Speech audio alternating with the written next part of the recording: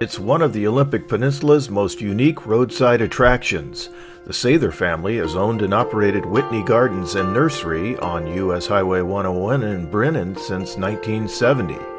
For $50, they bought the much less developed 7 acres from their friend William Whitney, a rhododendron hybridizing expert who founded the garden in 1955.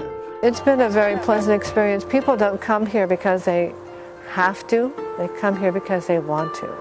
I have my official greeters of 2 dogs, Ginger, Fred and Ginger.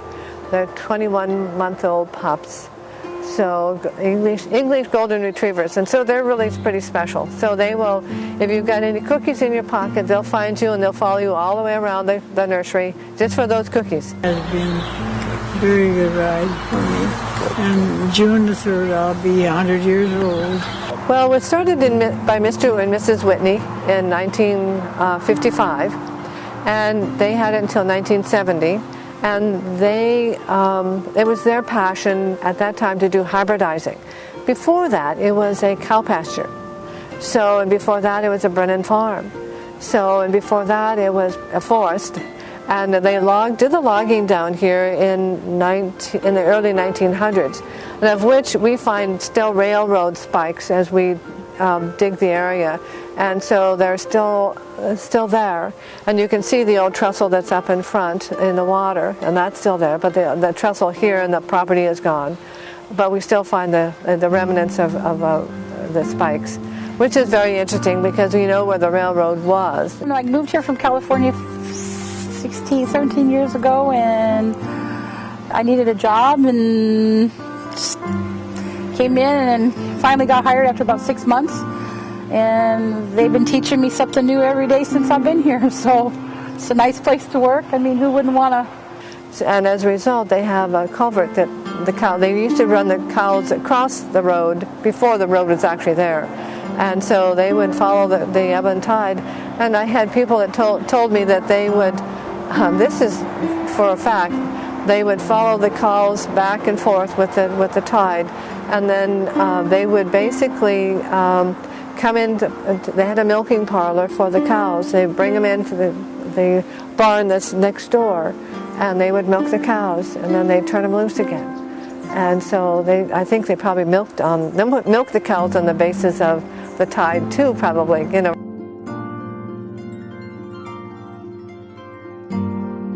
We do a fair amount of business in the fall, so usually September, October, November, depending upon the weather. And so, because fall is great for planting too.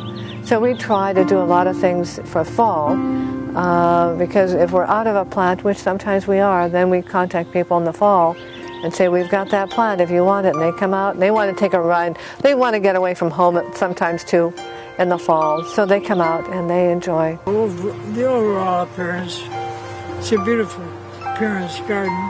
When you think of all that's here, it's magnificent, really, for people to collect this much. It's unbelievable almost. And will probably not grow beyond where we are. We had thought about it at one time, and we thought we might expand, but we found that maybe that was not the best of solutions, because it was not too far after that, long after that, that you ended up with the decline. There's always something different. It's never the same. I don't get out very often, and I'm looking at them and learn how big they've gotten. These are just beautiful plants. But you have to take care of them. You have to water them if there isn't any rain, or you have to do some watering. We have 3 wells, all the water in the world. The University of Washington did a study as to the largest plants in the state, and we have, I think, 6 out of the grouping here that are largest. Bird's Nest spruce is one, and that's the one in the background. The tricolor beech, which is the tree in front, and there were 3 of them there at one time. Now there's just 1. And then there is another beech, a purple weeping beech, which is out in the on the southern fork of the area. So there's a bunch of others, and we have never determined the largest rhodies, the champion rhodies, because they didn't do that type of study. They only did trees. I know, I counted it once. I know that we propagate over 1,200 rhodies, azaleas but there's far more in the garden than that. We had a home members on, and we were landscaping it, and my neighbor told me to go over to here, and Mr. Whitney was selling off plants very cheaply so that you could landscape with them, very nice. So we came over here, and all Mr. Whitney would do was talk to you. He wouldn't sell a nickel.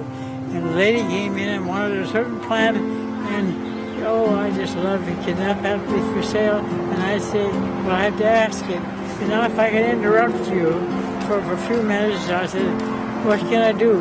Dig it up, give it to her. Well, when I came on board 15 years ago, I didn't know anything. And I had to be guided through everything. And now you know everything. I don't know it all, but I pretty much, they come for me for the questions. So this time of year I never get out of the office because they're always asking me questions. It's not only, I think, the plants, the quality of plants, it's the fact that you can come and run away from home, as I've always said. And I think they enjoy just getting out, away from all the traffic. As long as there isn't too much traffic on this side, I think we'll remain viable. But that may change if, big resorts go in and things like that. I shipped 77 plants back east to one arboretum last Monday. So we just hope for the best as far as the future is concerned, because we never quite know. We're coming out of a recession that we couldn't, you didn't see a flat line was a good line. So we're hoping this year is going to be some increases, and I think we're starting to see that, which is good. We're seeing more people, so that March, April was a much better month, and we're ahead on those months, and then hopefully ahead on May, and hopefully ahead on, sales for the rest of the year. So, but that's what we're hoping for. Smith explained how she packs up 3-foot-tall catalog-ordered rhododendrons to mail around the country. You build a box, you take as much soil off it as you can. You they are forgiving, so you can squeeze them down, lay them in a box, tie them in, soft paper around them, off they go, all the way to New York, Maine. We basically grow a lot of our own stuff. And so we do our own propagation, so we have our own greenhouse. We also have houses for our perennials, and we have our houses for annuals. And then we have about 10, 12 buildings for our rhododendrons and azaleas. And so those we grow in, we sort of go from one building to the next. And then from one group of buildings, they go out in the field, and then they're grown on for another couple of years. So our inventory is large, but it's meant because we have so many different sizes. I think I'm very privileged, and looking at all the stuff, all the plants, all the beautiful things that Mother Nature supplies for us. And I think that it's really quite a wonderful thing. I don't think that if you live in a place like this that you can do much better than this. So, which is really great. I think most of us forget that the environment is very, very helpful. The Sathers donate college scholarships to graduating Brinnon and Quilcene students on behalf of Whitney Gardens and Nursery. The garden staff of 6 keeps the colors glowing year-round, decorating the garden with lights for all holiday seasons and celebrations.